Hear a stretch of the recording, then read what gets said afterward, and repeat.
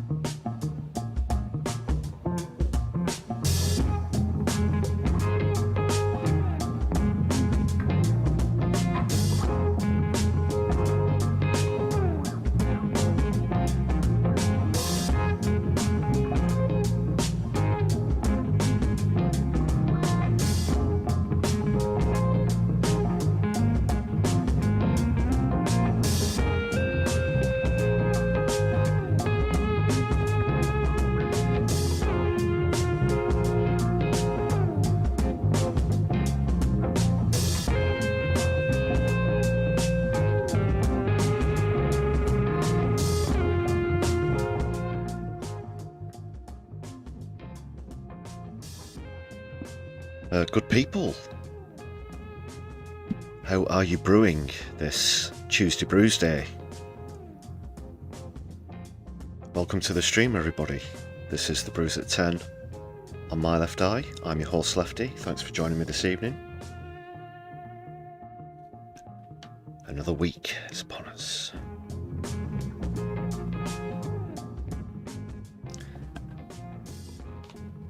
We're only 2 days in. Some new stuff to talk about, as well as a catch up on stories that I talked about on the Sunday live stream. In the meantime, people, get settled, make sure you've hit thumbs up on the stream, give us a boost on the old algorithm and all of that stuff.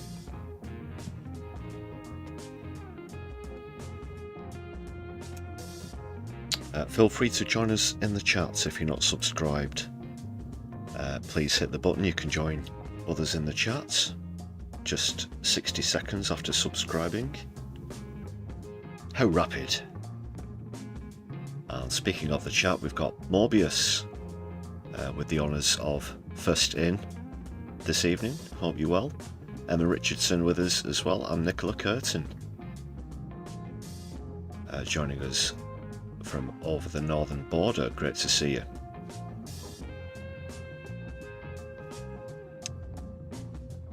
And you've just come from a Twitter space discussing the next Scottish election next year.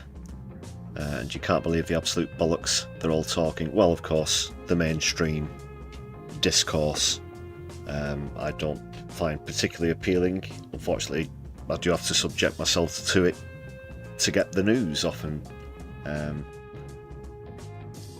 But yeah, I share those sentiments entirely. You have to sift through an awful lot of bollocks just to perhaps get one data point. But in terms of the discussion, I just find myself getting increasingly frustrated. I do have to admit, on occasion, I'm the sort of person who might shout at a TV or a radio or whatever for to prove of what's being on. I just find myself having to remind myself to not go there more and more frequently.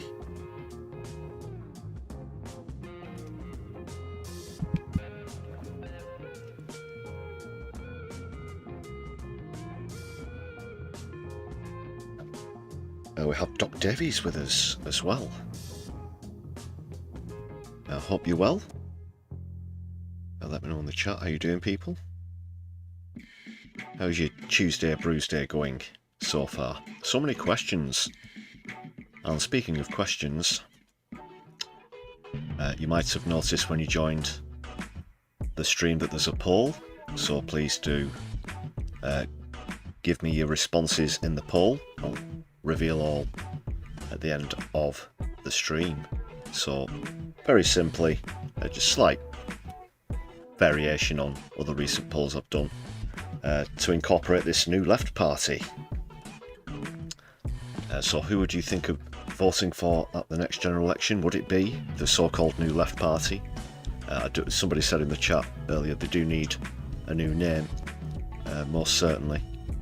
Or perhaps you're considering voting for the Green Party, which we have to more or less concede at this stage looks almost certain to go Zach Polanski's way at the next leadership election. Perhaps you're thinking of voting Labour for some reason. Have a friend or relative, someone you can trust, help you find your medication and take it immediately, but not too much, just only as prescribed, of course.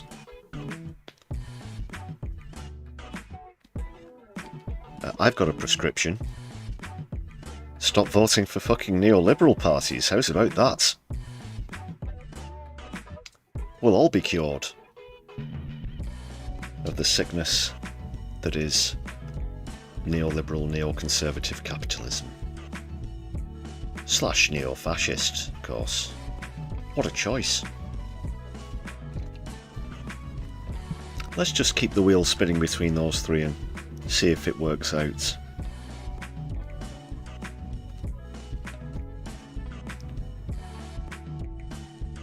Okay, so far it appears that the new party is in the lead. I'll refer back to the poll a little bit later. So what's coming up?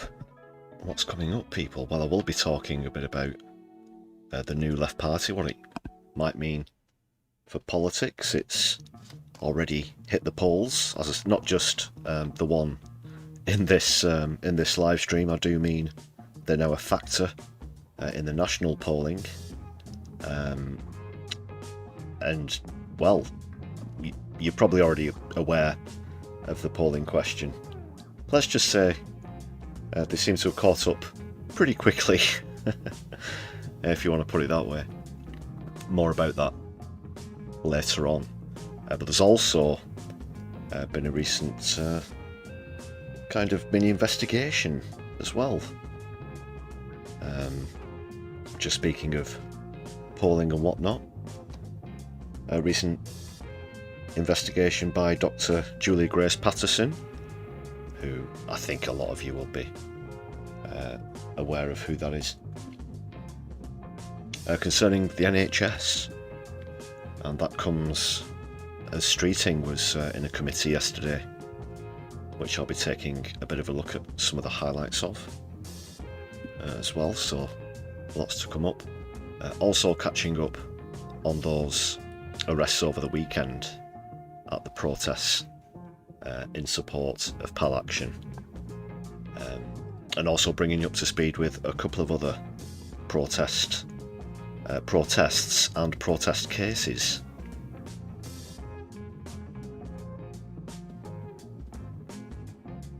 Yeah, so a few bits and pieces coming up if you're into your activism or protest, which your humble host certainly is. And in fact, at least 2 of the stories coming up do concern friends of mine, so lots to talk about.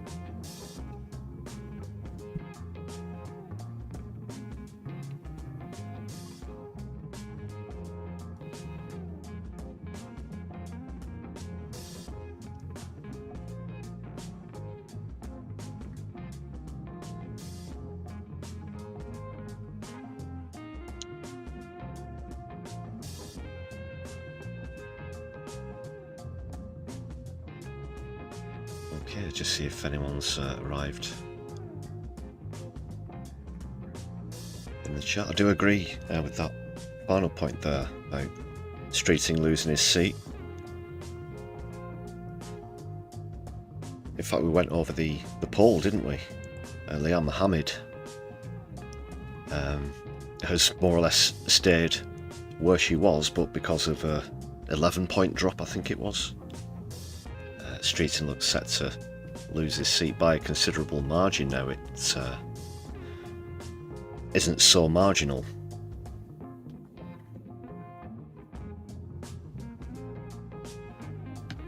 More about that to come. But at this point in the proceedings, I'm obliged, as always, to give a big shout out to all of the members on the channel. Thank you for your ongoing support in helping to sustain us here at My Left Eye,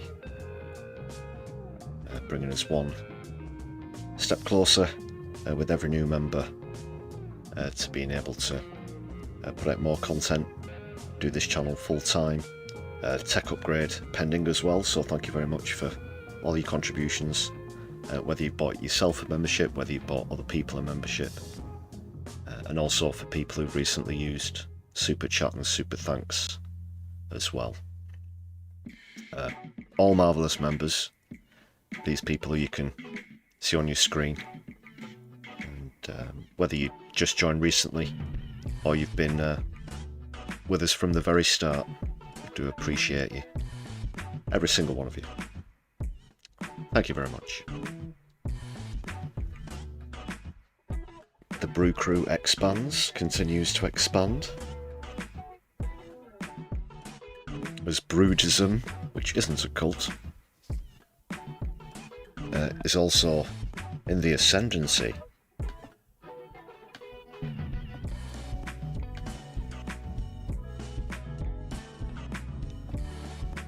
So yeah, speaking of great people, let's bring you great people into the proceedings, onto the screen. Let your voices be heard and the people be seen.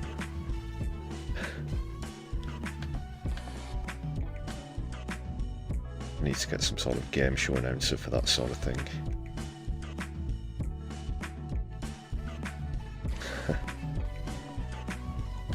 Right, let's just refresh this thing and should be good to go. There we are.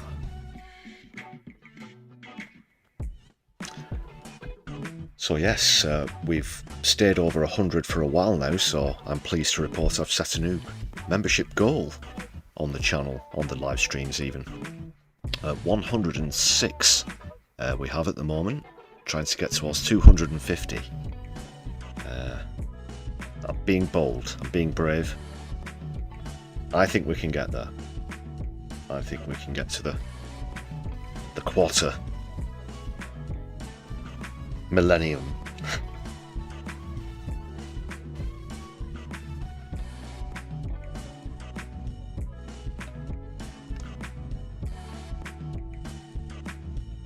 Yeah, so currently on 106.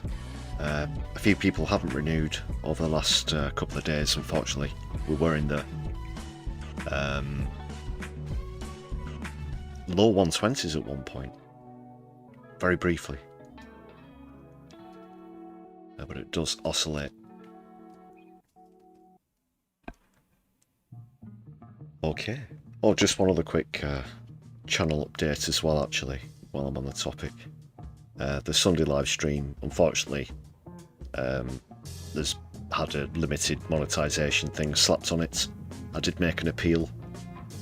Most of the time they do come through, but I think with the new terms and conditions, terms of service surrounding artificial intelligence. Unfortunately, that's why it remains. Suffice to say, I won't be using Mr. Newberger's AI funnies in the future. I was very clear in the stream just before I played it that it was I went on about it at length to be extra clear. But the deal is, people,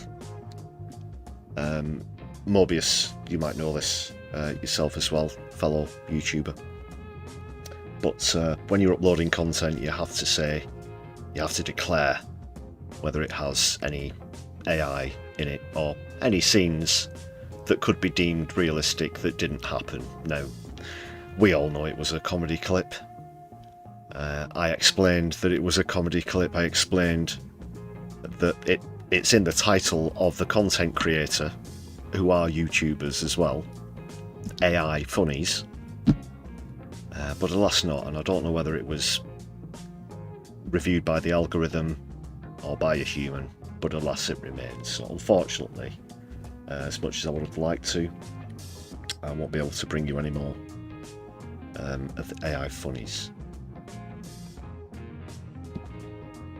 I could tick the box, I guess, but I think then there's this big thing that appears at the top of the screen saying, you know, warning, contains artificial intelligence. You might get Skynet in your eyes.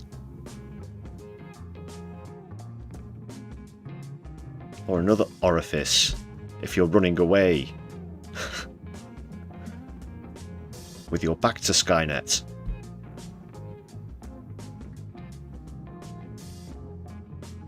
So there you go, that was a general update slash bit of a gripe there as well.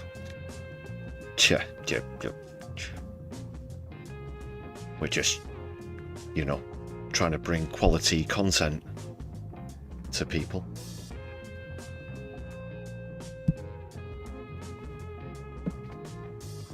It's just, it has been frustrating recently. At one point there were at least 3 streams that were under review. You can't make revenue from the ads whilst they're under review as well, so yeah, that was particularly frustrating. Eventually though, those 3 were approved, but this one hasn't. Thus ends the update.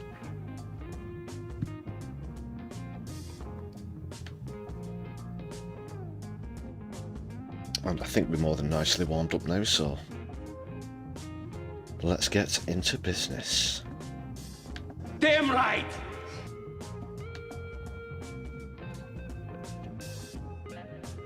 What? What?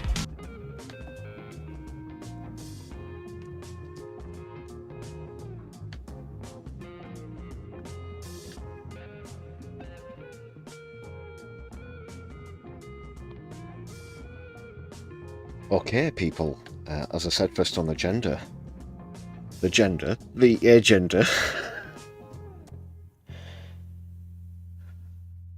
Oh, start again. Welcome to Brews Day Tuesday on my left eye, whatever I said. Okay.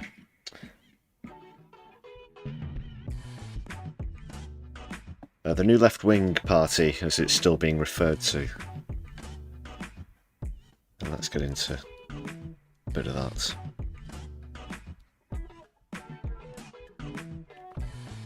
Oh, actually,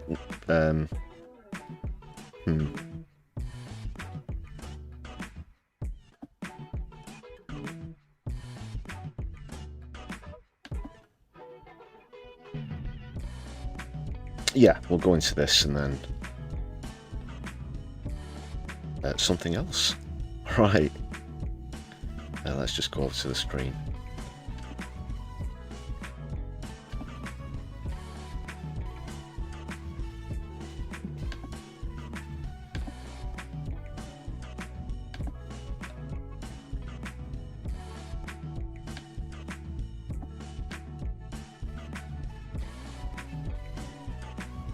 So, London Economic ask whether the new party can reignite the left.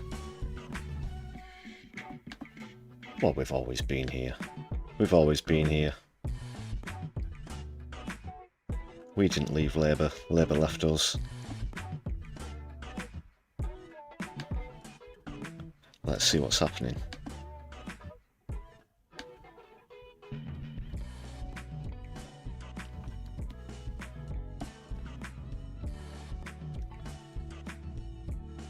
They just remind us that Corbyn won his Islington North seat for the last 11 elections, including the one last year, when he declared, "We have shown what kind of gentler and more sensible, more inclusive politics can bring about," which he declared to optimistic supporters in a cosy community hall.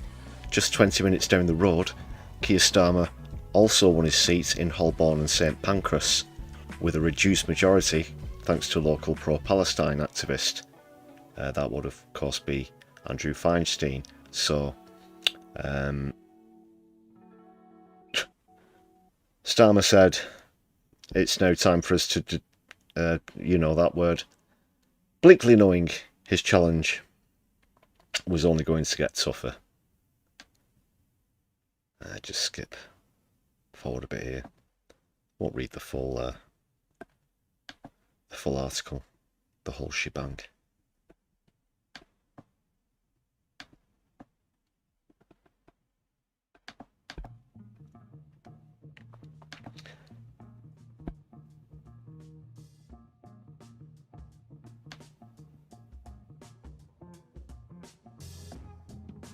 Since then, Keir Starmer's popularity has plummeted to a historic low. Take a breath.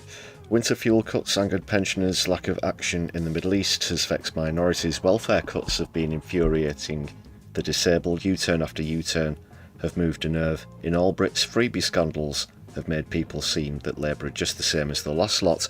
Action on illegal immigration has hardly moved, and petty, little playground feuds in number 10 have not helped to build a positive agenda. Meanwhile, Jeremy Corbyn has been feeding hope into the ears of many. Whilst the Prime Minister grapples with internal chaos and external distrust, Corbyn believes he has quietly built a coalition of the disillusioned. That's young activists, trade unionists, anti-war campaigners and those simply tired of uncompromised politics. He wants his new party, though small in machinery, to be rich in message, principled, persistent and fiercely unafraid to say what Labour no longer will.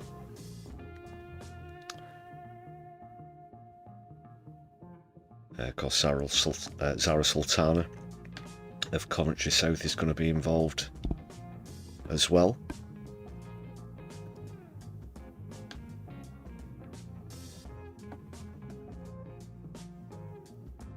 Corbyn also appeared at the Durham Miners' Gala. I don't know if you managed to catch any clips of that. Great crowd from what I saw. Great reception as well. He was there with Sharon Graham and he teased changes on the way. Change never comes from the top. In our history, it was always campaigns from outside Parliament that made the real changes. That's true.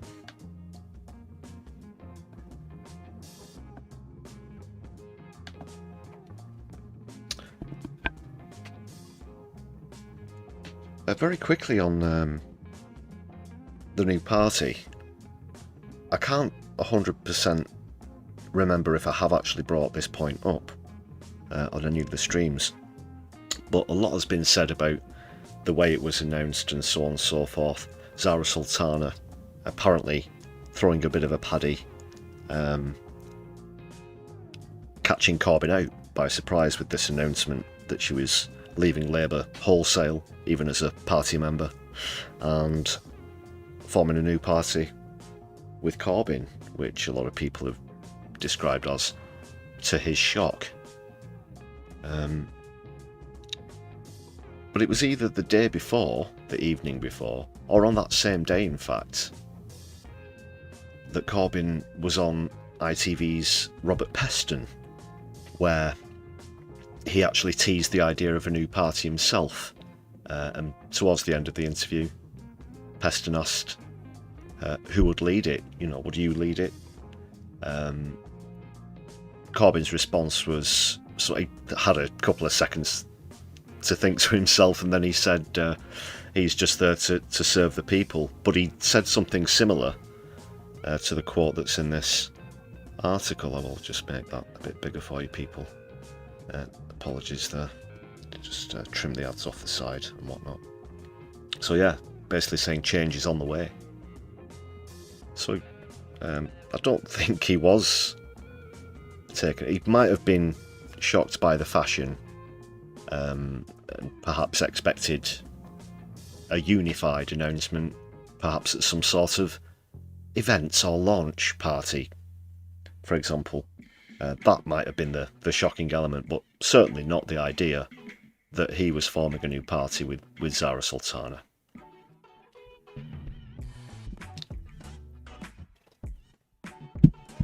And so far, just quickly going back to the poll, it looks as though you're quite keen as well. 70% of the votes so far have come for the so-called New Left Party. I've heard a couple of names being thrown around. I'm not sure what the sources on these are. But one of them was Ascend, I think it was, something along those lines. If you've heard any other rumours, please do let me know in the chat or in the comments if you're watching back later on. Thanks for your feedback, people. As always, it's much appreciated. Is that it? Oh, sorry, I thought there was more to it than that. Well, I've not read this bit. Public interest hasn't been something anti-Semitism. I'm not going to get into all that. That'll be a tangent and a half. Public interest isn't seen as an obstacle. A recent poll by More in Common revealed a New Left political party could secure 10% of the votes, primarily taking votes from both Labour and the Greens. A positive Reform UK was in before the general election, and a separate YouGov poll said nearly 1 in 5 Brits would consider voting for the party. I do have a poll lined up for later on, well, in a short time actually.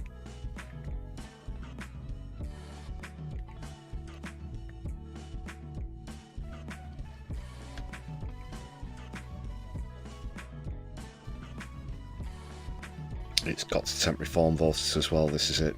Whatever it is, there's no denying the big elephant in the room that Reform do have that huge lead in the polls, which is most unprecedented for a new party.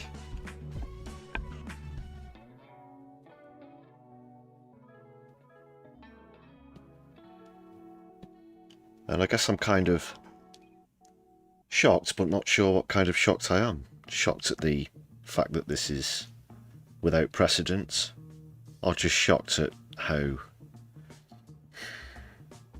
politically illiterate on a macro scale the UK population is.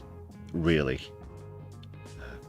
how many times do we have to get conned before you're able to identify that you're being conned? Go back to last year, go back to 2019, go back to 2017, go back to the EU referendum, go back to the vote for Scottish independence. If there's something that we're particularly bad at in the United Kingdom of Great Britain and Northern Ireland, it's voting ourselves out of trouble. Because at the moment, at current going, it's taken us at least half a lifetime, perhaps a whole lifetime, somewhere in between those two.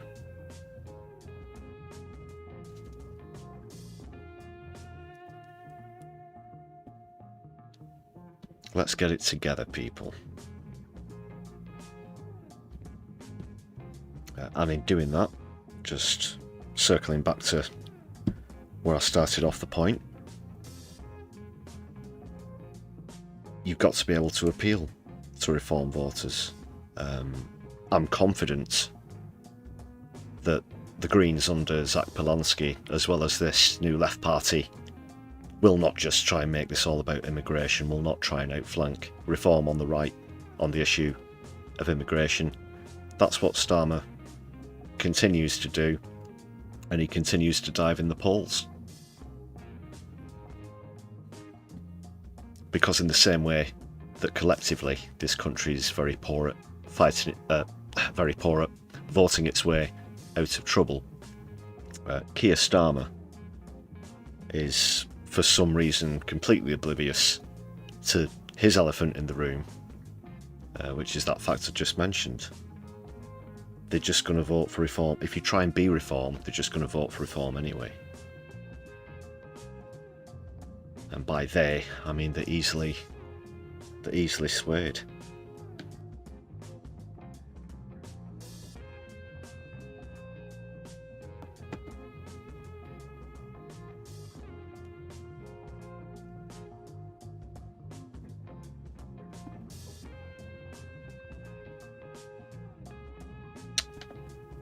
Okay, coming back to the new party and the poll I mentioned just in a bit, just in a short amount of time.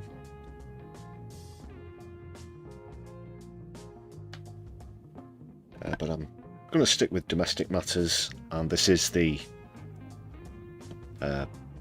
sort of announcement, if you will, by Julia Grace Patterson about this investigation. She's done a bit of research and found some particularly disturbing things about who are going to be the beneficiaries of Labour's new healthcare policies. Now, would you like to take a wild guess or flip a coin as to whether it might be to the benefit of the NHS or to the benefit of private medicine? I'll give you about 5 seconds there, people.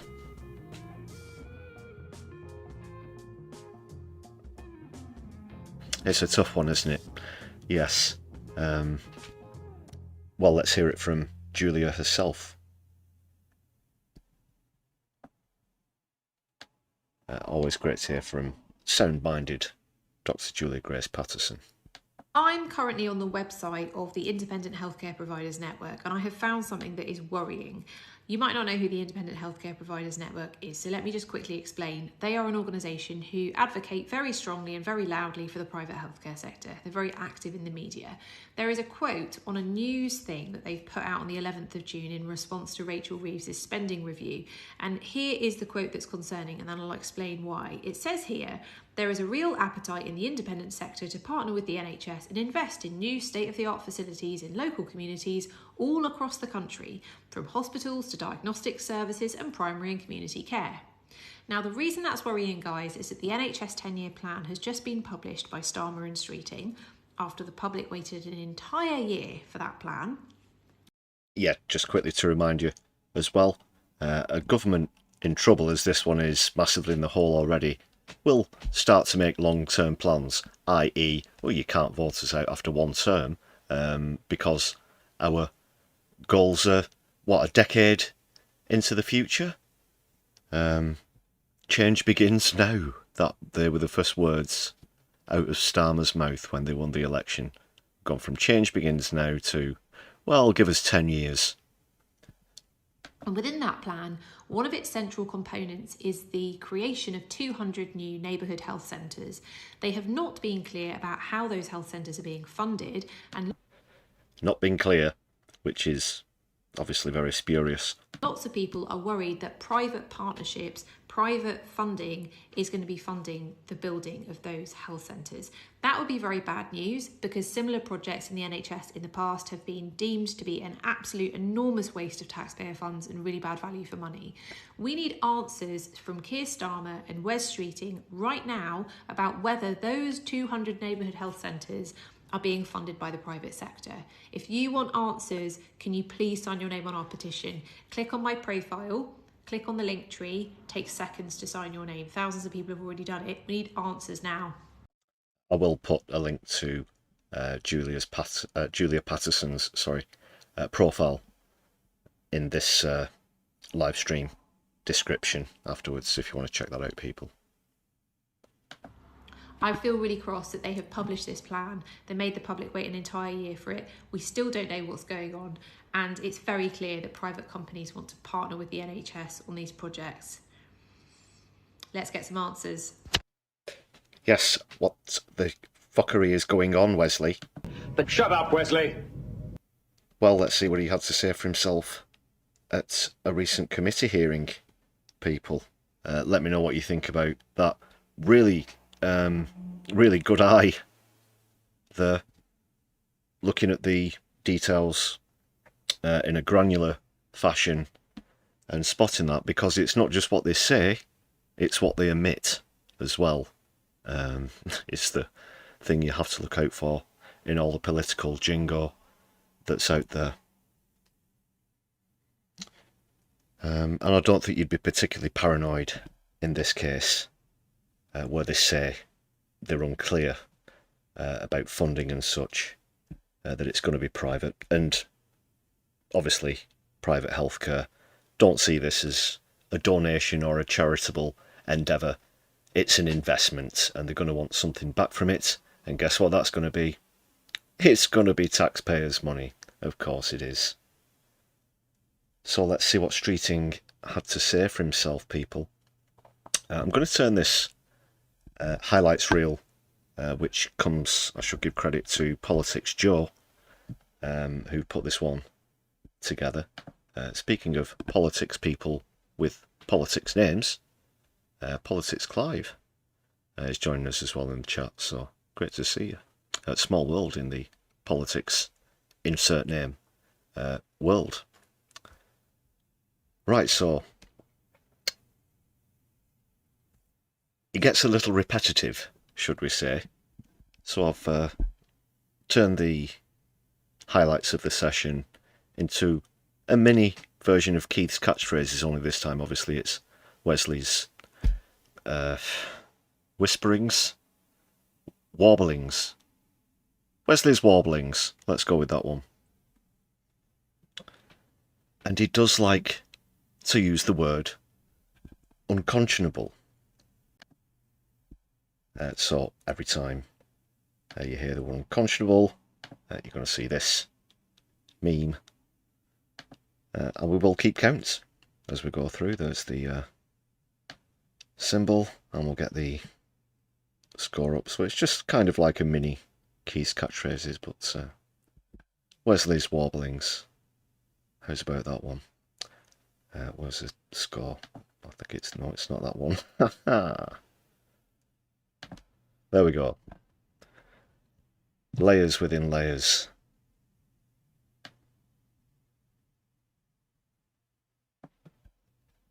Yeah, I've turned my broadcast software into a freaking labyrinth at this point with all the stuff that I use.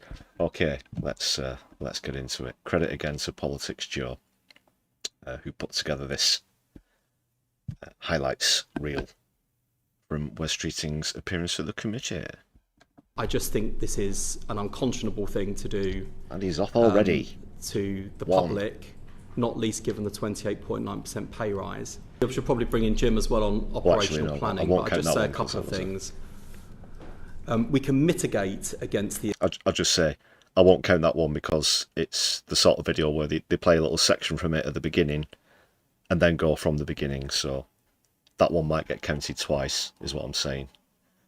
And I do have to be very firm on the rules, as much as I'd like to be unfair towards Wesley. In honour of the game, there will be no double scores on Wesley's warblings. It has been decreed. Impact of strikes, and we will. But what we can't do is promise that there will be no consequence and no delay, no further suffering, because there are lots of people whose procedures are scheduled over that weekend period and in the period subsequently where the NHS has to recover from the industrial action, who will see their operations and appointments delayed. I have a relative... Just to be clear, it's obviously strike bashing. There's this part of it. The British Medical Association set to go on strike, asking for a reasonable pay rise. Wes Streeting is going to try and claim that they've already had a 29% pay rise. That's not actually true. When you look at it in real terms, with inflation considered, etc. He's trying to wriggle his way out of it and doing a pretty poor job as he does so. In that position, my family are currently dreading what I fear is an inevitable phone call saying that there is going to be a delay to this procedure, and I just think this is an unconscionable thing to do to the public, not least given the 28.9% pay rise. The other thing that I have found actually Pay lies, more like Wesley. Huh? shockingly irresponsible about the BMA's position is their leaders seem to be telling their members not to inform their trusts or their employers if they're going out on strike. Now, I might not agree with the BMA's strike action, but I do accept they have a right to strike. I do accept they've followed the rules in order to go on strike. If he accepted they have a right to strike, and as he's about to say, they followed the proper rules and procedures, then you keep your mouth shut. And I know the Secretary of State for Health, but the way that he goes after people who are just asking for something reasonable is abhorrent. This is something that the Labour Party, that was founded on trade fucking unions, should be 100% behind. This is pure Tory trash. That is all it is. That is all it is. If you look back through history, before the 1980s, late 1970s, I guess technically, the Thatcher era, there was a very rich history of trade union strikes, pickets, and protest in this country that was decimated, absolutely decimated, through the Thatcher years, the Major years, then Blair and so on, and now here we are. Now here we are, where people are being arrested for holding up placards. People are being imprisoned for non-violent direct action. No, Wes Streeting certainly isn't supportive of strikes and protest. And any time I hear it from him or any of his cabinet, it really makes my blood boil, because it is just such a patent lie. What I cannot fathom is how any doctor in good conscience would make it harder for managers to make sure we have... Ooh, should I count that one? In good conscience? In good conscience? Should I count? Well, go on then. Yeah, I guess mitigating for permutations. We'll count that one. So he's off the mark. Continue with this claptrap, Wesley. Safe staffing levels would make it harder for other staff who are going to be turning up to work that day, not least the staff who have not had a higher percentage pay rise, many of whom are paid less than resident doctors. So I just think the sort of the BMA's approach to this from start to finish has been completely wrong. They started off a year ago with an incoming government that had an enormous amount of goodwill towards them, an enormous amount of sympathy for the arguments they were making, and worked quickly to resolve those strikes. And not just a deal to end those strikes, but the opening up of a partnership where we could work together to improve the NHS. And instead of working in partnership, they've chosen confrontation. It's not too late, even at this late. What's going on here? He's possessed. Okay. Now, that's a glitch. Just...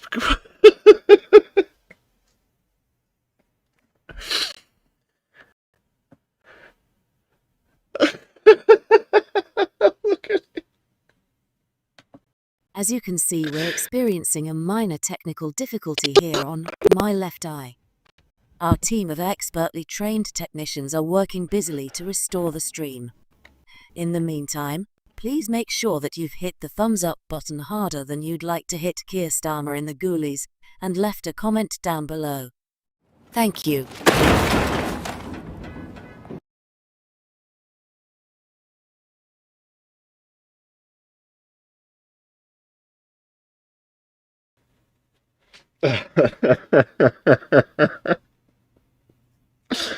Oh, sorry, people. Having to sort out the technical difficulty whilst having a... yeah.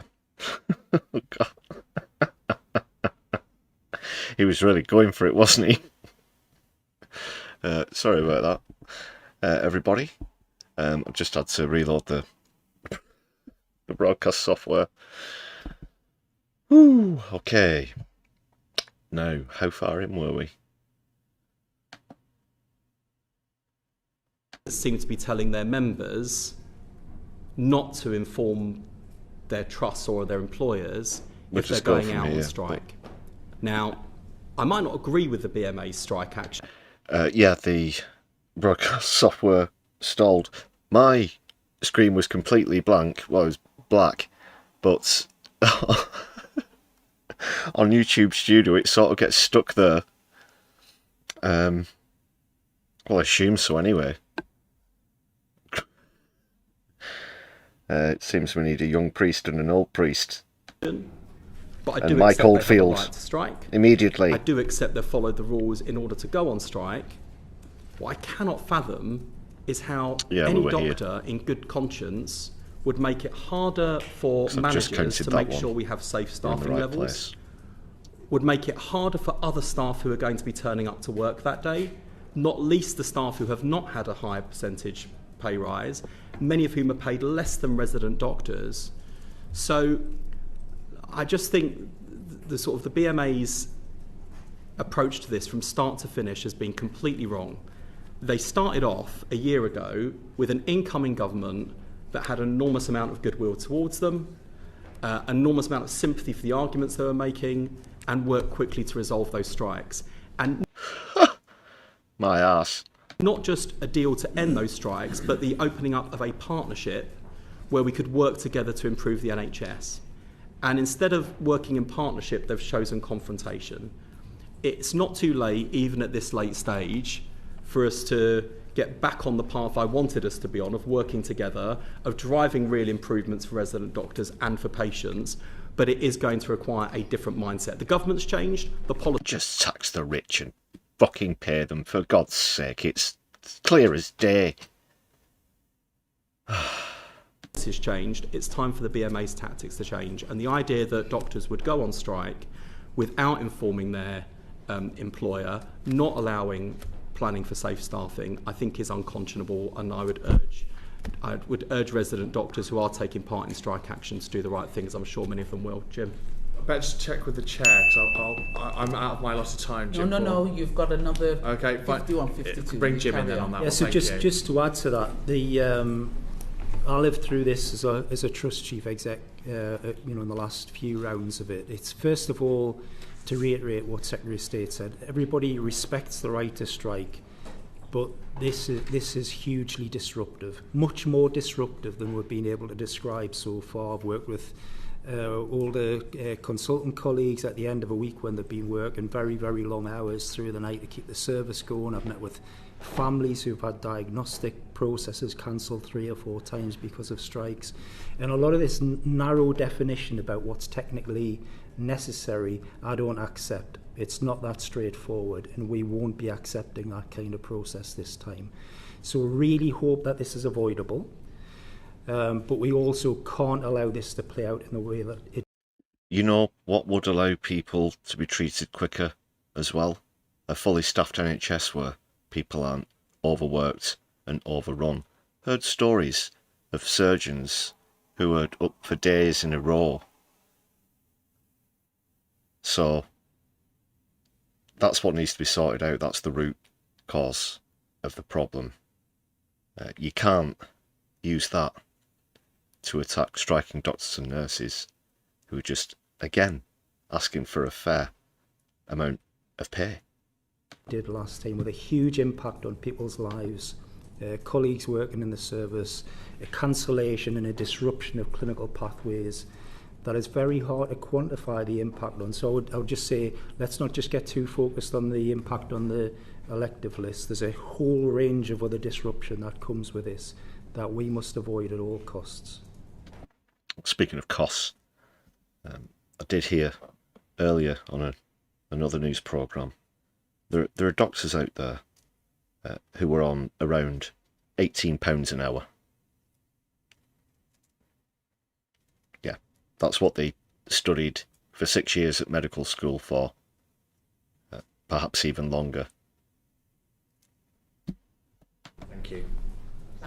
Thank you for that line of questioning. Can I move swiftly over to Greg, please? Thank you very much, Madam Chairman, and good afternoon, Secretary of State. Unfortunately, I shall be continuing some of the line of the questioning. Can I characterise your view, therefore, on the strikes, that the strikes prior to the general election were reasonable, whereas the ones after the general election were unreasonable? Just a yes or no.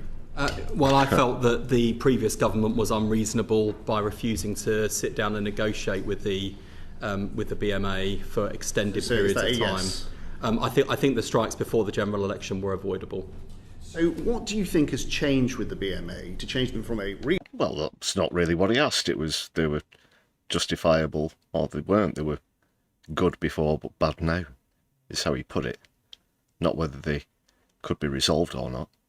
Reasonable organisation to an unreasonable one. I suppose what I'm saying is, what have you done or not done? Oh, I didn't say the BMA were entirely reasonable throughout the entire period. Well, what have you done? What have you done? Keeping with their history, but what have you done or not done, Secretary of State, that has made them come to this point of view? Well, look, as far as I'm concerned, we've done the right thing. We came in. The strikes have been ongoing for a considerable period of time, at great cost to the taxpayer and at great cost to patients. We recognise the arguments that they've been making about pay erosion. At cost to them, do you think they get paid for going on strike, Wesley? It's at cost to themselves as well. And about the conditions that resident doctors were working in, and we recognised the pressure they were feeling as doctors at a particularly early stage in their careers. And so I was proud of the deal that we did last year, proud of the decision we took again this year to implement the recommendation of the pay review body. Taken together, that's a 28.9% pay increase. And I would have expected, not unreasonably, that the BMA and resident doctors would think, okay, we might not have got everything we asked for, but we've moved considerably in the right direction, and this is a government we can do business with, as other trade unions do. You know, we are, in the Labour Party, we're used to dealing with trade unions. Our history is anchored in the trade union movement. Well, you've forgotten we that. don't always agree with trade unions, even those affiliated with the Labour Party. But we do understand. Get real, Streeting, for fuck's sake. Have you not even heard what Sharon Graham has said today? That's your biggest union contributor.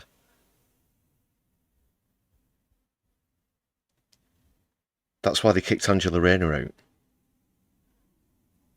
They put 10 grand into her campaign, and the result has been the same crap that we're hearing from you. Condemning strikes. Get real. You're not even listening to the unions at all.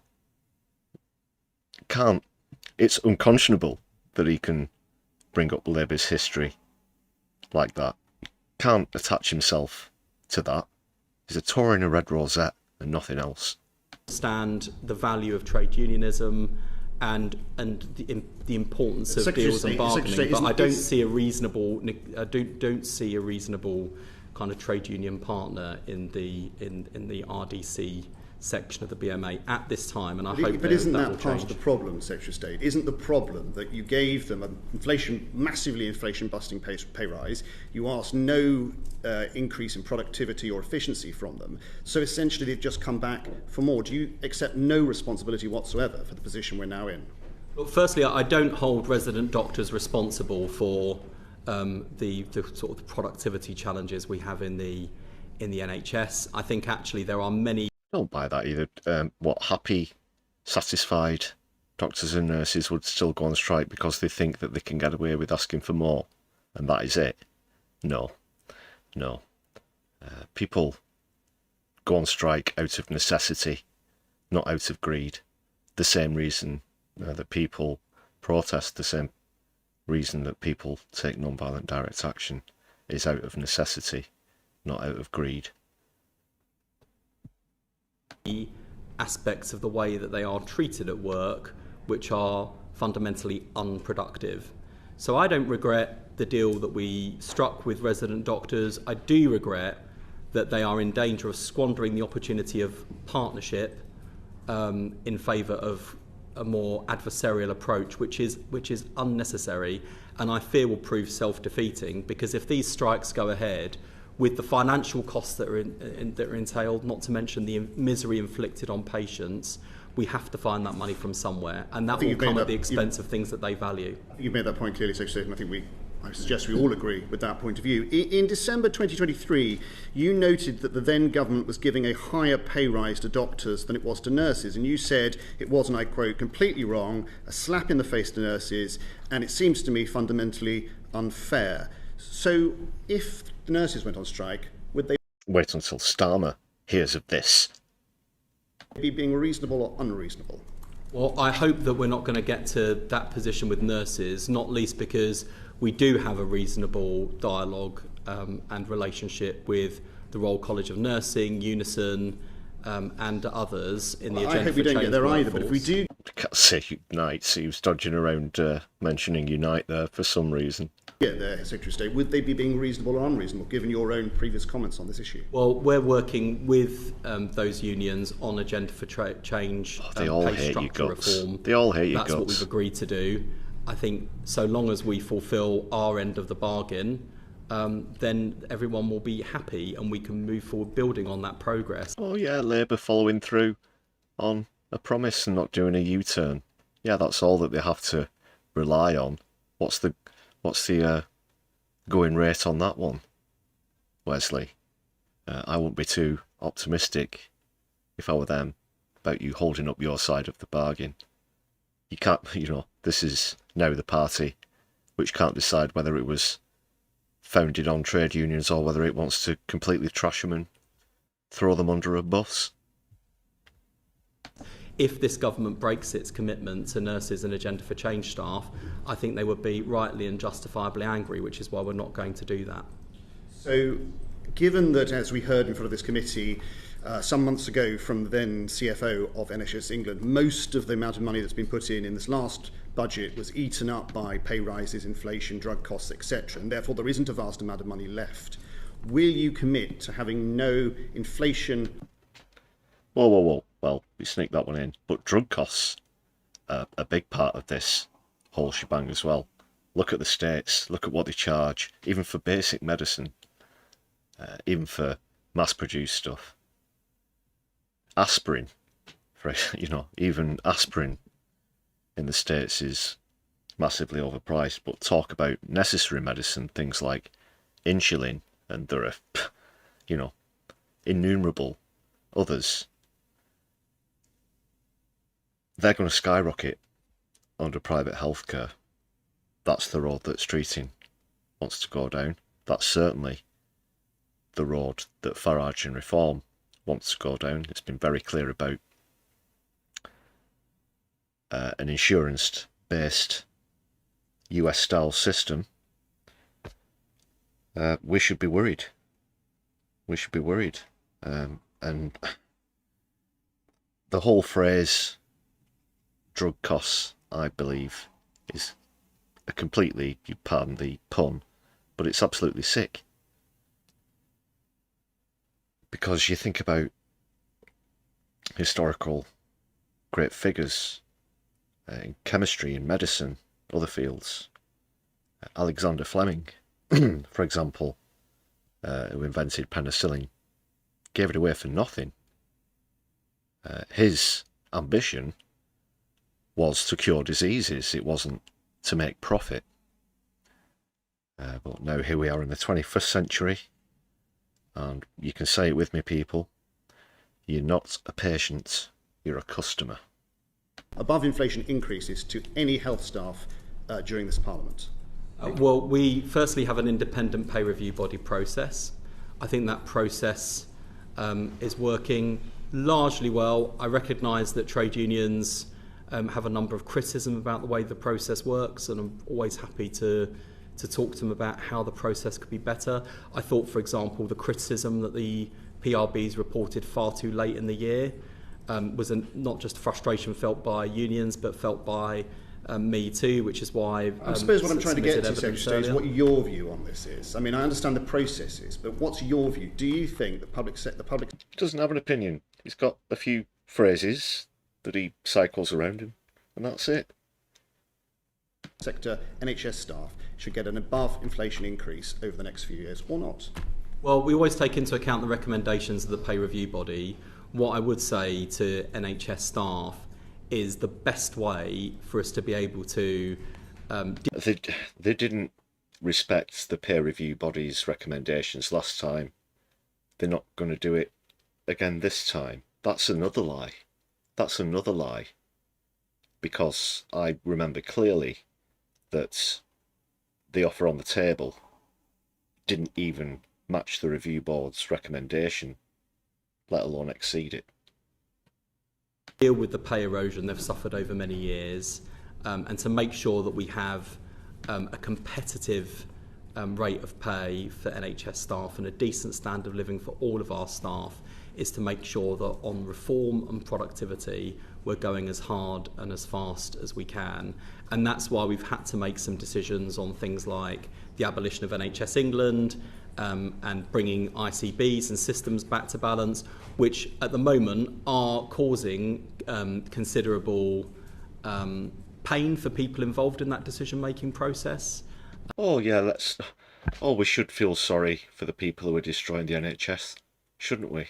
I might strain myself again as I reach too quickly for the small violin and the big tissues. So tough, so tough. I bet they cry themselves to sleep, if they can sleep at all. I bet they stare at themselves in the mirror for hours with their tear-ridden faces, shouting, why am I forced into this decision? Or perhaps, do you think they sleep well at night, knowing that they've got a bung in the back pocket for making that decision? No, I don't think any of them are losing their hair over it, or the sleep.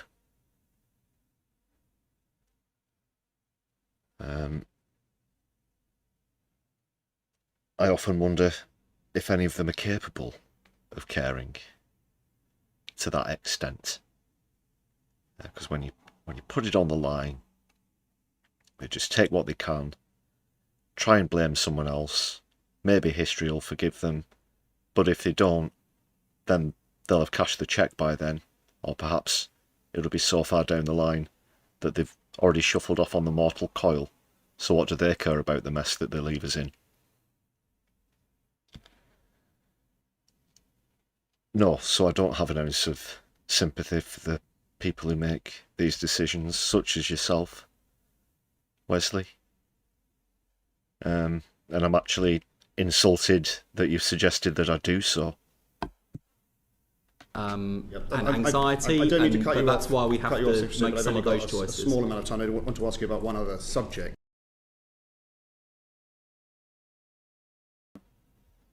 So that was the highlights reel. Thanks again to Politics Joe for putting that one together. Credit to Politics Joe for that clip. What did you make of that?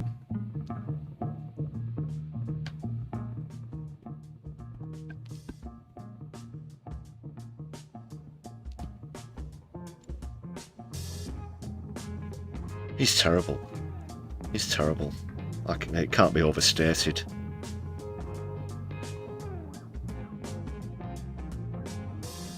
Yes, Nicola, he used the words abolition of NHS England. Now this plan, this isn't something that's been scrolled together on the back of a napkin or something, you know, or a coaster. This has been in play for decades. And it's all the doing of Blair and Mandelson. First of all, you compartmentalise and segment the NHS into many pieces that can be sold off one by one. To do it more stealthily, as to sell it off completely wholesale would be too obvious as well as completely rejected in public consciousness. So now it's led to the plans to abolish NHS England.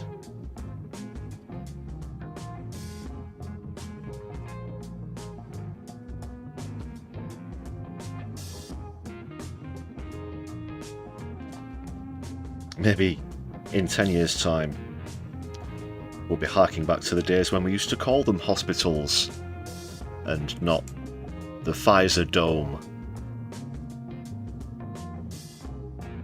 or whatever huge megacorp centre, whatever it is. And we've got Floor Snake in the chat as well. Great to see you. How are you brewing tonight?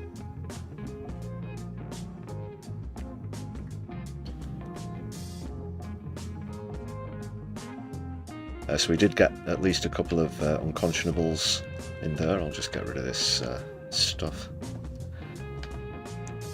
Layers within layers. Worlds within worlds here on the Brews at 10. I'm currently on the website of the... Whoops, sorry about the, that was because of the crash when I was on the, there we go.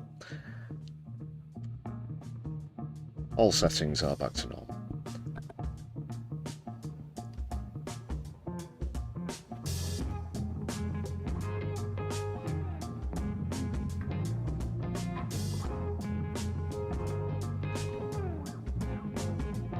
We'll see how issues like this have affected Labour's polling now that the new players are in town. The new Left Party, new no-name, new Left Party.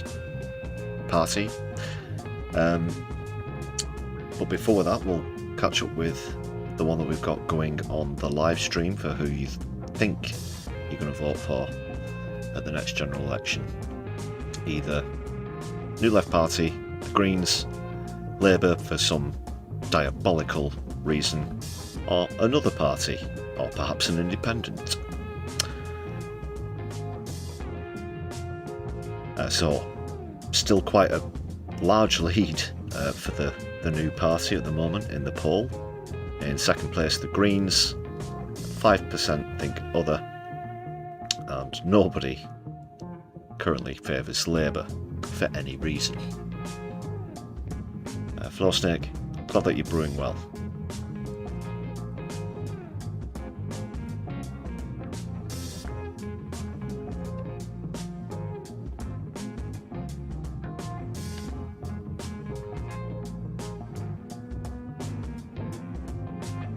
So this is the state of affairs. Look at this. I imagine you'll have seen this already, but let's chew the fat together here on the stream, people. In with a bang. Labour down 20%. The new party up 15%, which leaves them currently par with the government. And this is a party without a name, a manifesto. They haven't had a single campaign, TV ad, article, official newsletter, or anything. Not a jot. They don't have a single member yet. So if I was Keir Starmer, I'd be rightly worried. Now then, let's get into this talking point. First, let's look at the shifts. So, reform, we've got to address this. We're not going to do a Starmer and stick our head in the sand. So 34% up, 19% reform. Looking in pretty good nick at the moment, it has to be said, unfortunately. As I said, the new party have also gone up 15%. So out of the 20% that Labour have lost, where do you think that's gone? Do you think more people have perhaps gone over to reform, or that more have gone over to the new Corbyn Sultana party / Lynch question mark, because the latest word on the street is that former RMT union leader Mick Lynch wants in on this new venture. I'm sure that Eddie Dempsey would support it as well, but he's the current leader of the union, and it's doing very well. Actually, I've seen him speaking in person at that Enough is Enough rally that I mentioned the other week here in Manchester a good 3 years ago, I think that was, when I was there with a few of my JSO pals.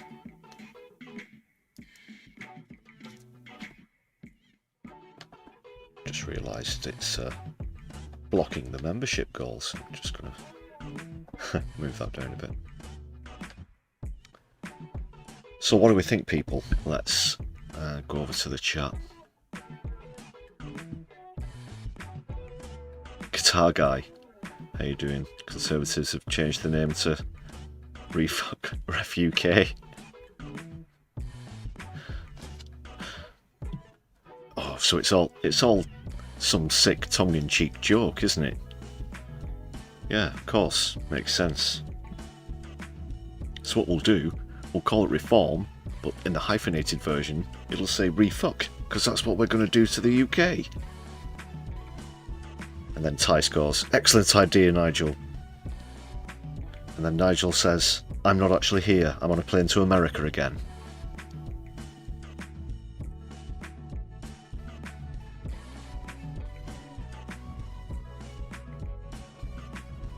Nicola, yeah, Mick Lynch did campaign for Starmer, but he soon went back on his laurels there. He couldn't help but do that. I think there was a lot of other pressure on him to sort of go along with Starmer at the time, and perhaps he gave him the benefit of the doubt. He did campaign for him. Yeah, that is true.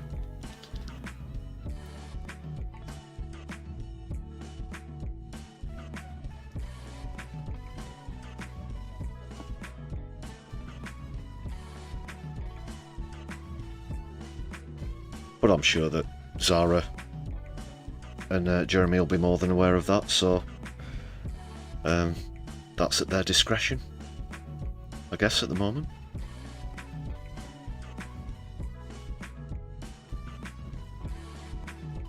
Did mention when I was going through that article at the start of the stream, the independent candidates in Starmer's seat, Andrew Feinstein. I've heard his name being thrown around as well as a potential new member of this party. In fact, let me know in the chat and in the comments if you're watching back later. Obviously, Sultana and Corbyn are in there. Let's assume that the people we've just mentioned join as well. But outside of those, who would you most like to see joining this new party? Perhaps John McDonnell, perhaps Richard Bergen, Apsana Begum as well as another name that's been thrown around. You got a few in there. Maybe Rebecca Long Bailey of Salford and Walkden. Perhaps Dawn Butler.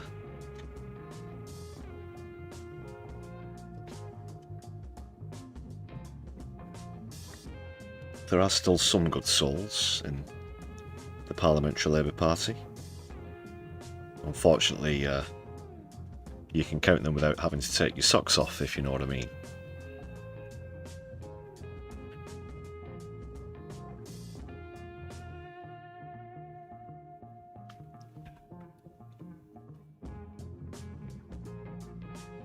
So in that same article as well, speculated perhaps 10% vote share. This one from Find Out Now, which I do know, in case you are going to point out, it's early days and they're not the most reliable pollster, but it's the only one that we have at the moment, coming from Stats for Lefties, who are great if you want to keep up with the latest polling. Highly recommend you check them out. Shout out to Stats for Lefties. run by Marxists.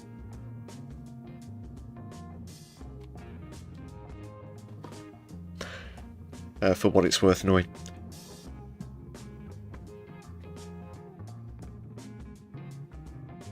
Snake, you think Andy Feinstein's already in there behind the scenes? Yeah. That won't surprise me. The thing is, though, he is gaining on Starmer as an independent. But I guess a lot of the sentiments will be shared. Obviously, in that seat, Holborn, St Pancras, Andrew was campaigning with a strong pro-Palestine message, which I've no doubt he will continue to do, and this new Left Party will as well, so I can't see any conflict of interest with him or his voters. It's too early for me to set up a wants-to-watch list like I did at the last general election, but Holborn St Pancras is almost certain to be on there, as well as Ilford North again, and Birmingham Yardley, because Phillips be damned.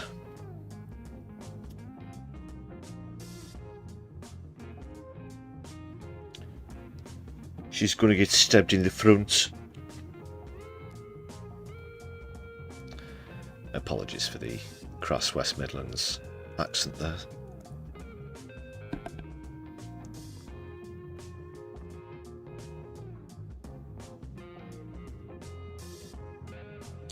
Counterfire did a bit with Andrew Feinstein 2 months ago. Okay, I'll try and dig that one out.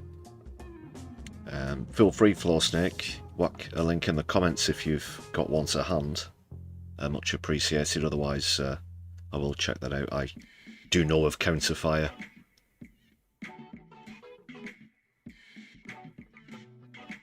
Dr. Avies, you're a brummie. Revelation. What would you give me out of 10 for that on the spot? I could probably do better if I worked on it. Jess Phillips. Although you could just do the Gollum voice and it'd still sound like Jess Phillips, really, wouldn't it? Stabs him in his frontsies.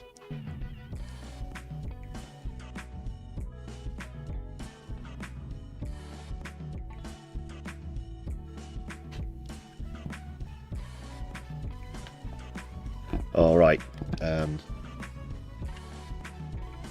We shall move on, people.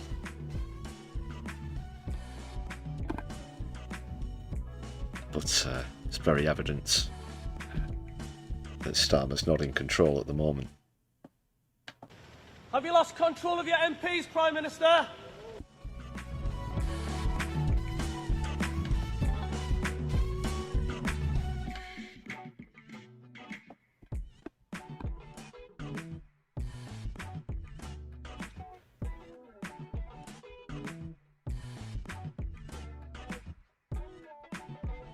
Four out of 10? Well, I'll take that as a compliment. Thanks, Doc. I'm just going to go off stream and cry for a completely different reason, but you talk amongst yourselves. No, joking. Okay, moving on. Catching up with a story that I mentioned on the last live stream. Next. So there were protests against the prescription of Pal Action as a terrorist organisation by Defend Our Juries. I did show some clips from the Manchester arrests, which I'll get onto in a bit, as well as London, but they were also taking place in Cardiff. I do have a clip of that, but one clip in particular, because we spoke recently, and indeed in the past,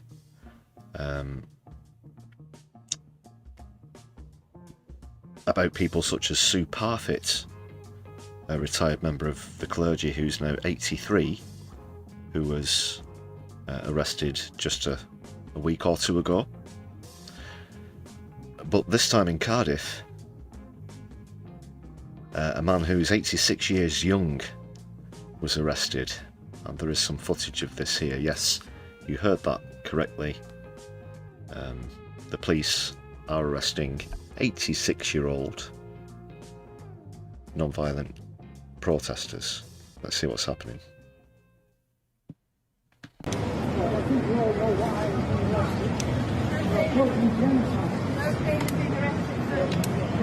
Standing against genocide.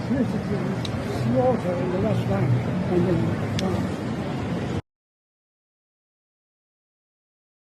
And I hope this gentleman won't mind me saying he doesn't come across as a particular menace immediately. Perhaps doesn't need to be completely surrounded by police. I think they've got this, you know, maybe just like one guy will be okay.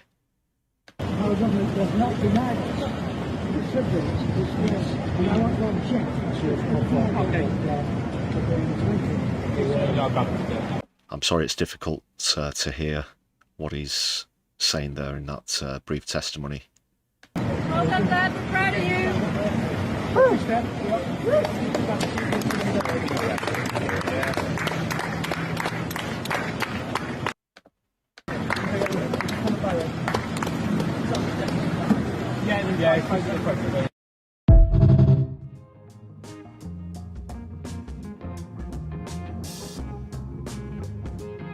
A shout out to Eye on Palestine for that clip. What do you make of that, people?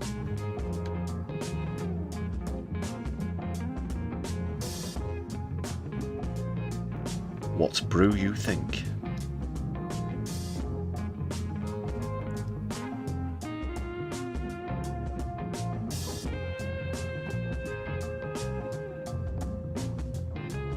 Yeah, I'm not sure of the current status of that gentleman. Unfortunately, I don't know of his name to give him proper credits. But if you know him, maybe, perhaps, get in touch. Let us know. I could do a bit of digging. I could probably quite easily find out, to be honest. But for now, shout out to that gentleman. Well done. Solidari-Tea for that.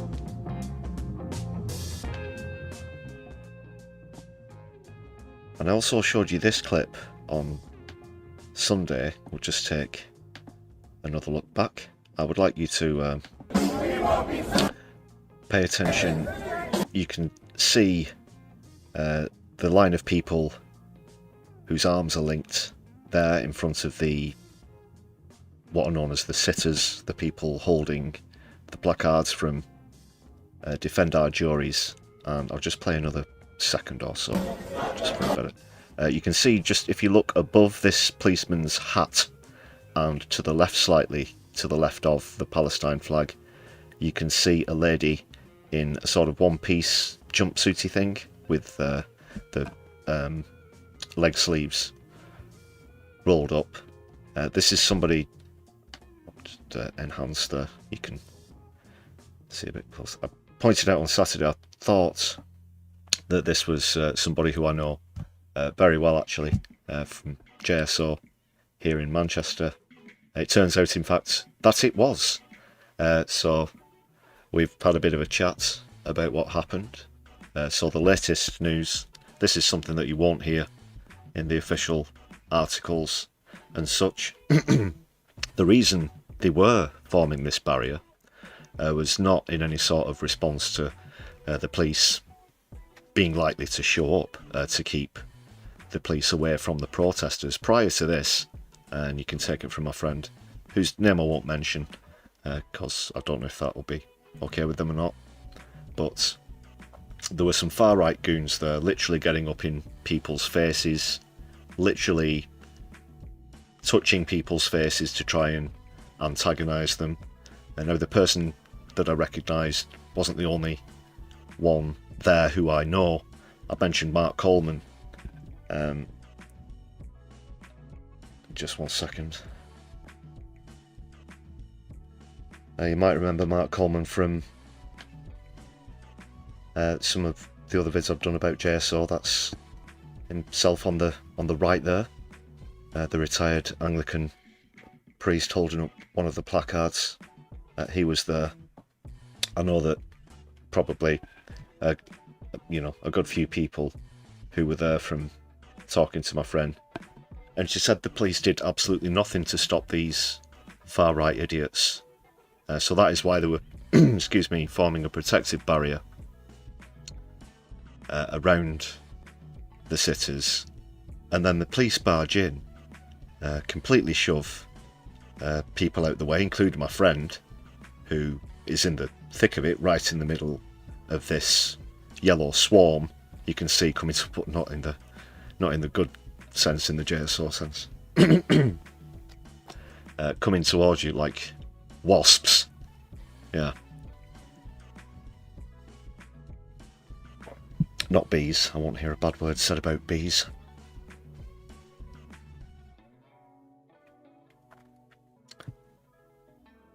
And she was okay. I should just point out that my friend was okay, but it was complete double standards. And again, highlighted how there was no rapport, there was no parley with anybody there, including the people who they just literally went, grabbed and arrested. Unfortunately, my friend Mark was grabbed by the arms and legs and simply carried away face down. And if you're not familiar with the My JSO story videos or other times I've spoke about actions I've done with Mark, he does unfortunately suffer from Parkinson's disease as well. So that was pretty horrendous to hear, how everybody was treated, I've got to be honest.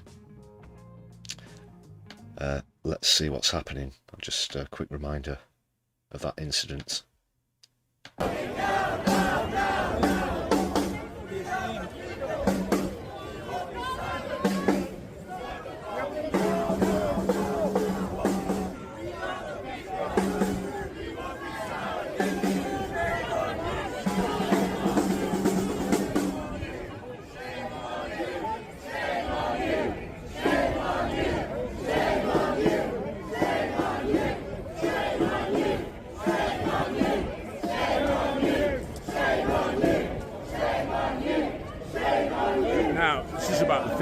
Yeah, shameful.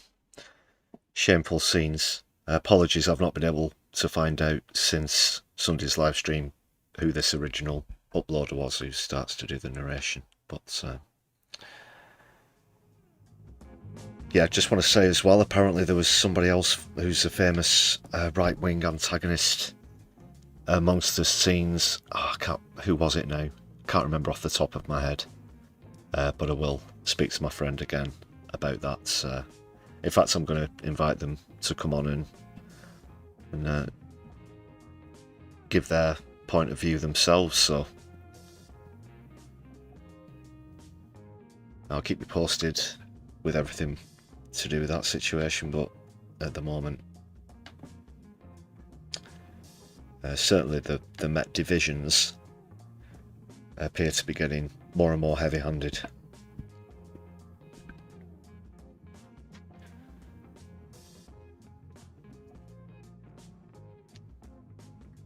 I'd really like to know your thoughts on that one, people, because again, some of these stories are a bit close to home, as is the next update regarding JSO arrests. This time it's for an upcoming sentencing for a planned action that didn't happen. Actually, it didn't ever occur, but at Manchester airport. And again, another friend of mine, Rosa, has prepared a mitigation statement which JSO have released a video of. I'm just going to play the last few minutes of it, but I do strongly, highly recommend that you check out the full version. It's not too long, about 10 minutes if memory serves. I'll put a link in the description of this stream if you would like to check that out. Especially if you're concerned about our protest rights overall, as you probably were with the last topic.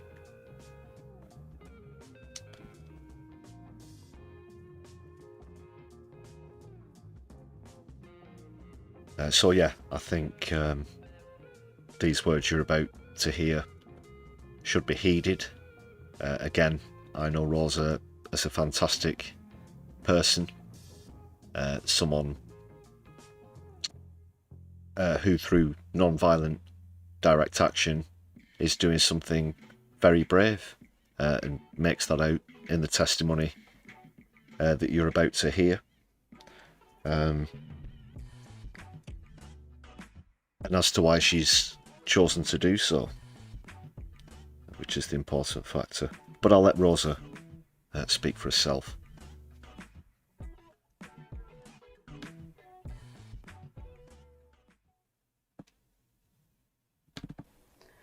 Whilst I admit that some actions I have engaged in, most of these arrests were objectively unfair and feels like a ploy to arrest us simply to have us on bail and thus be used as an aggravating factor in the future. I want to highlight some corrections to the prosecution's sentencing note. Firstly, I want to clarify that I was not paid for my position in JSO from March 2024 onwards. Secondly, at 13H,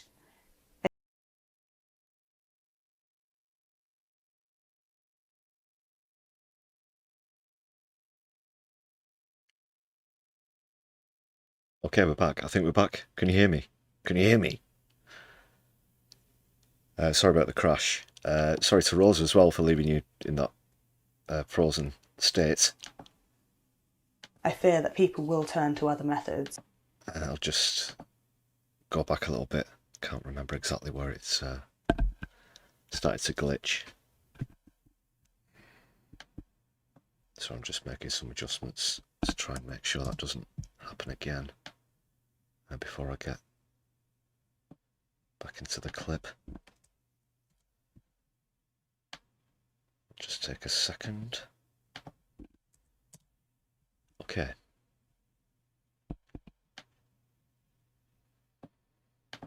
I think we'll be okay from now.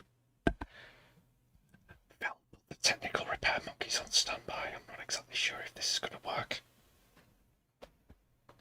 The UK's reputation has been the fact that, despite this being an international action period, it was only action takers in England who were sent to prison. To conclude on why I don't believe people should be sent to prison for trying to protect life, I want to communicate my fears of the consequences of this continued crackdown on protest. At the moment, non-violent civil resistance is successfully being championed as a way to peacefully bring about change.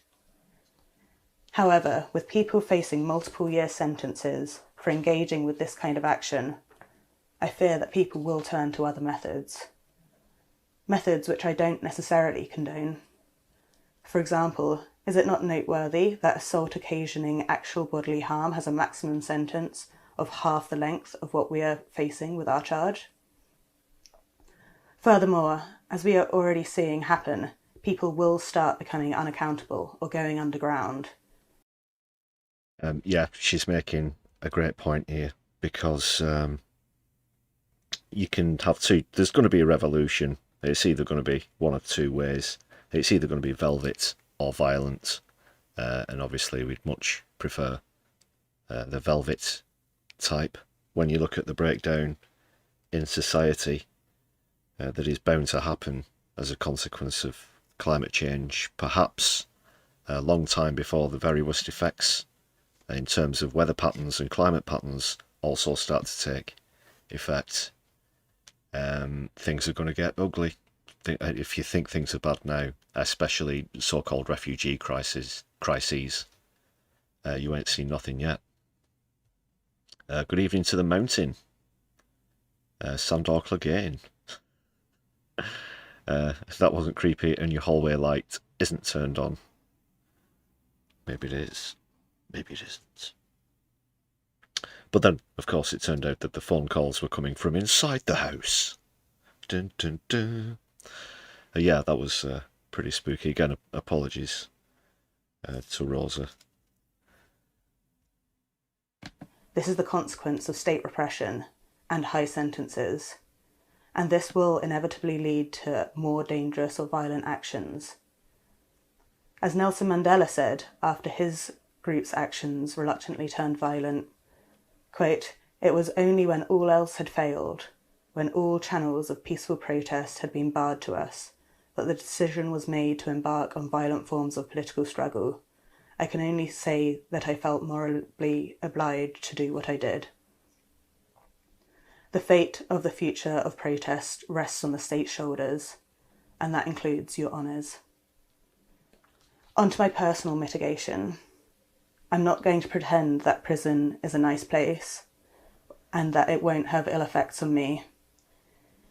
It will mean I can never return to my fiancé abroad, as a sentence of 12 months excludes. Sorry, the Hound. I got my Game of Thrones mixed up. Of course, it's the Hound, not the Mountain. It's the other one. Gregor. Me from the country permanently. It will have poor effects on my physical health. I will likely have countless more episodes where I can't access my essential medication and consequently will have to lie on my cell for days, unable to move once again. The student that I teach maths to will have to go long. So, did you get that, people? Didn't have access to medicine. She was writhing in agony on a cell floor. This in the 21st century, in the 6th richest economy in the world, apparently. Without access to education, having already had to wait almost a year to continue her studies. But this doesn't mean I'm scared of it. And as Hoffman identified in Jones, protesters who behave with a sense of proportion must vouch the sincerity of their beliefs. That's 100% correct. Sandor, no, she's currently awaiting sentence. Rosa's making mitigation, or she's reading out what will be her mitigation statement in court. That is, she has been convicted. She's awaiting sentencing, but is perhaps making an appeal to the judge regarding how he might sentence her. By accepting the penalties imposed by the law. And I am okay with this. But I don't accept that a custodial sentence as a deterrent will work for myself. In fact, I believe that it may be the most radicalising thing that the courts can impose on me. The prison system and those incarcerated highlight the failings of our society to support and rehabilitate people. So many women do not have a voice in prison, are completely dehumanised, and significantly act as case studies into the failings of both society and our justice system. Sending me back to prison will continue to open my eyes to the systemic issues women face and will drive me to do all within my power to make change for the greater good. We have recently passed a significant time. In February 2021, Sir David King said we have 3 to 4 years left to determine the future of humanity. We have now passed this deadline. I don't know what this means for the future of the climate movement, or for me in terms of civil resistance. I do know that my personal priorities right now are to mitigate the consequences of climate collapse on my community. As aforementioned, one part of the community with absolutely no voice, not even the power to vote, are prisoners. They are also treated with the least respect. Remember in Hurricane Katrina, where prisons weren't evacuated and people died? This is something I foresee happening down the road to my friends at Bronzefield.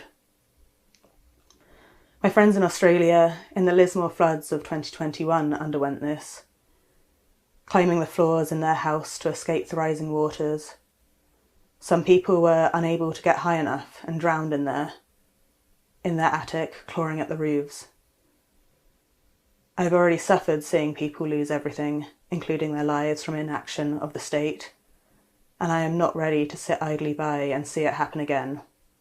I want to be able to make change for my fellow prisoners, and perhaps the most practical place to do this is in prison.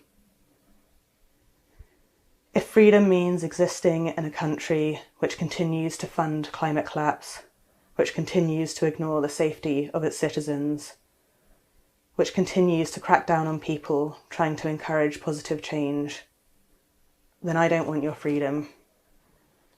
And it is for that reason, despite disagreeing with the crackdown on protest and deeply thinking our actions should not be criminalised, I invite you to give me a custodial sentence for as great as your conscience allows. Well said, Rosa. Well said. That was kind of come at me vibes at the end, if you would like my interpretation of that.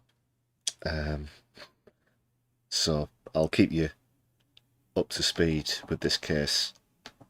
I'll wish Rosa all the best.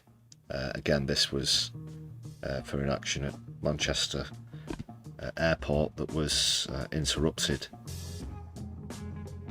actually, but we saw what happened to Pal Action because of the thing at an air base. I know it's different, but that's going to be in the back of my mind, whatever happens. As I said earlier, I would implore you to check out the full statement. That was just the final section from it. I'm going to stick that up in the description to the JSO Twitter page. Just to be clear, this is an official JSO video from their media. So please do check that out.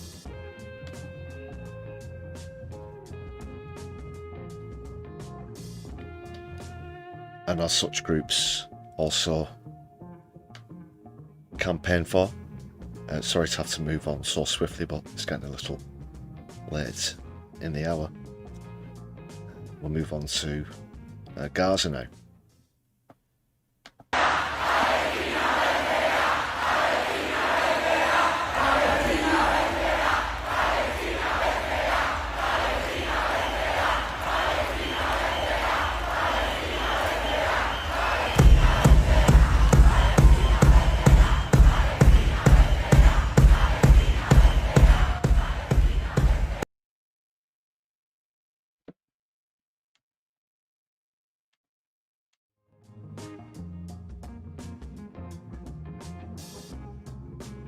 That was from a recent festival in Valencia. It was about that. What a crowd.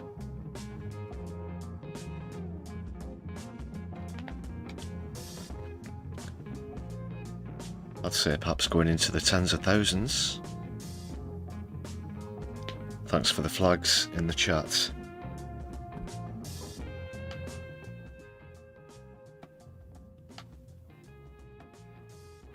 Alright, so what's the latest? Unfortunately, we're still seeing daily reports of attacks. Some of the latest ones are ridiculous. Excuses including, technical errors. Whoopsie daisy! Also attacks on queues for aid as well. I saw a picture of the last known water truck in Gaza today, and it was just a burnt out mess. Just completely burnt out all around it. It really was a sorry sight. It really is a sorry situation. And there's a piece, I think it was for BBC Radio, that Sam Rose, who's a doctor, did an interview for. So please do listen, take heed to these observations, because it really is. I can't overdescribe just what a crisis this is turning into, or has been for 20 months. You see children queuing up by the side of the roads with yellow jerry cans every single morning, waiting for the daily water truck to come and get their 5 litres, their 10 litres, whatever, of water that's used for washing, cleaning, cooking, drinking, etc. Lines of children waiting every day, and that appears to have been one of these sites that was hit yesterday. And I mean, every death is a tragedy. This one is particularly kind of emblematic given the circumstances in which it took place. But as I say, it's one of many. Last week, 9 children were killed waiting for nutrition supplies, desperately ill children queuing up outside of a health clinic that were hit by munitions. And we focus on these incidents, but of course these weren't the only children killed in Gaza yesterday. They won't be the only children killed in Gaza today. Every single day since the start of the war, on average, a classroom full of children have been killed. Yeah. Could you imagine? I made similar comparisons to death rates, shall we say. Oh, it's a bit of obviously it's a morbid topic. But during the COVID pandemic, when the numbers started to get into the thousands, I was imagining another situation, let's say some complete maniac going around destroying secondary/high school every day. Every day. You wouldn't have it. You would say it was an absolute injustice. You will move heaven and earth to stop this from happening. So if you do that when it was happening outside your door, why won't they do it for people halfway around the world? And that's what really gets to me. Those statistics, that situation he described of people filling up whichever containers that they can get their hands on. It's appalling. It's appalling.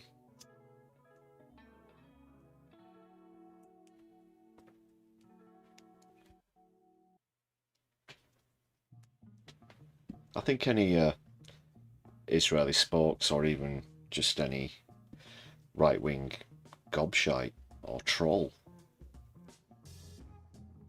if they think that Israel aren't targeting civilians, if they think that the safe zones are legitimate, I'd put out a little wager for them to walk from south to North Gaza and back again.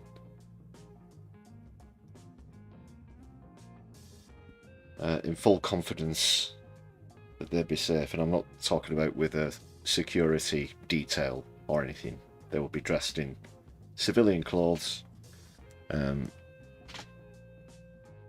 short and long distance, be indiscernible from Palestinian civilians.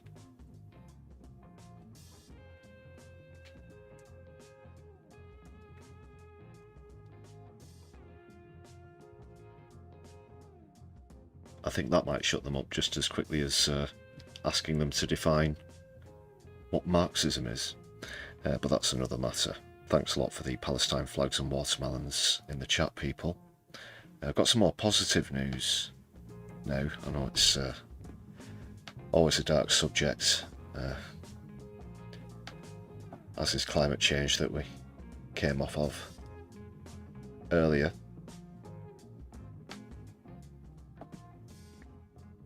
But of course we'll all remember the last Freedom Flotilla, won't we? Obviously were the crew, including Greta Thunberg, famously,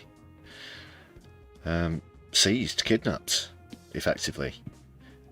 But there's going to be another effort, a new flotilla, named the Handala. So let's take a look at what's happening there, people.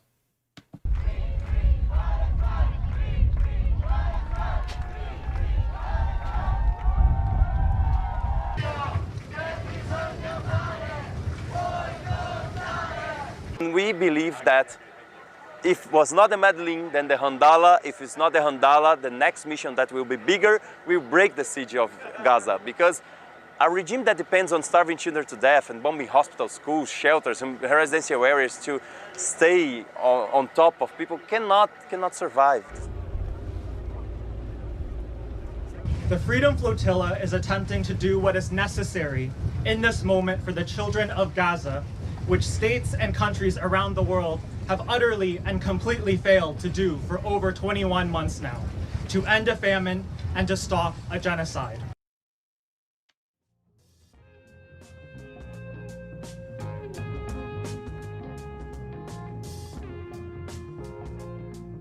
Bon voyage, bon voyage. That's all I can say. We'll wish them well. Certainly don't hope that they receive the same violent reception that the last flotilla did, although I don't think I could be so optimistic. Let's not forget, they sprayed some sort of noxious gas into the place.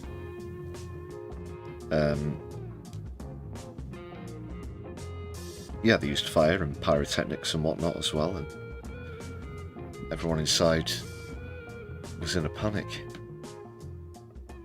But they are relentless. They will not be deterred.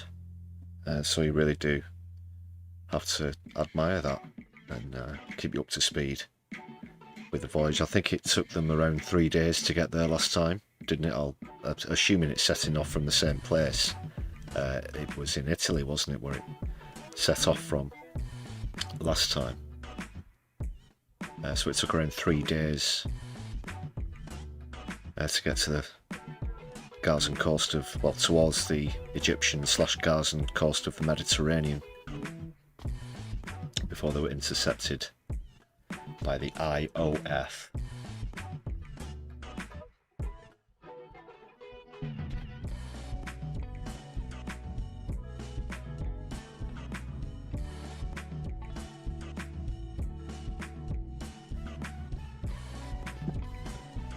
Wish them well.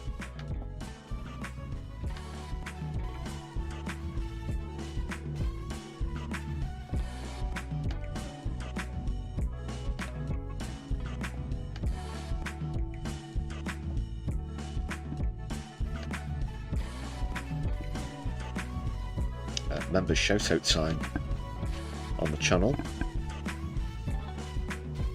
Currently 106 of you, as you can see from the goal at the top. Thank you so much. Great to have you on board with the Brew crew.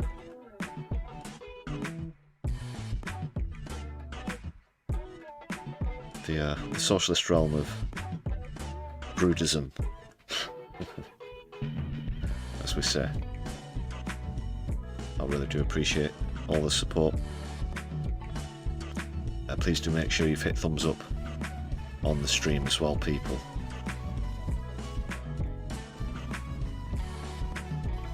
And check out a video or two while you're at it. That'll give us a boost on that good old algorithm. More watermelons showing up in the charts, great to see. Stu, hope you're doing well, and Jacqueline as well. Yeah, if you're just joining us, feel free to skip back and catch up. We're just getting towards the end of the stream at the moment. But do stick around, everybody, because we could go a raiding.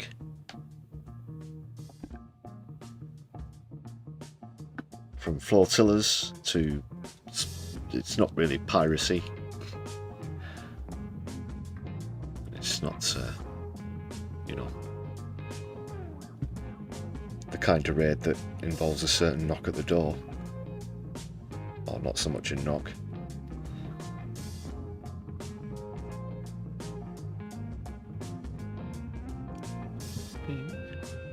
Thanks again, people.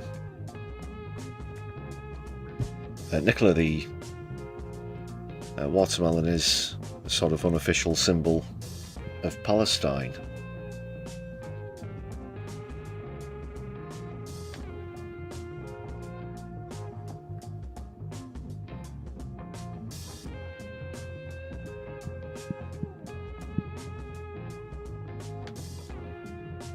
Okay, people, let's see where we might raid into.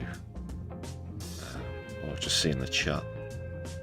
Some of you have come over from No Justice. Is Helena still live? Might send you straight back. Which is a good thing.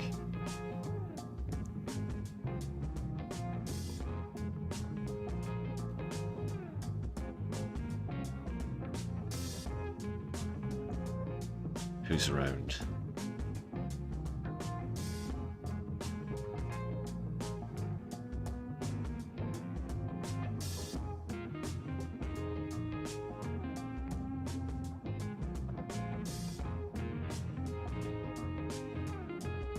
We've got our friends over in the States. This space are currently live, so we'll go over there.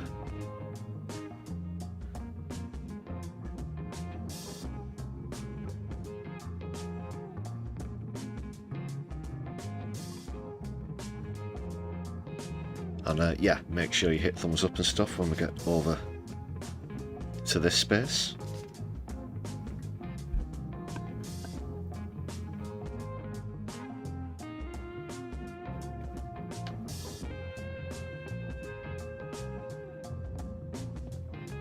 Yeah, as for the Brews at 10, be returning tomorrow, of course, for PMQs, usual time, 10 o'clock, of course. So I'd love to see you there. Another round of Keith's catchphrases. See what comes up on tomorrow's game.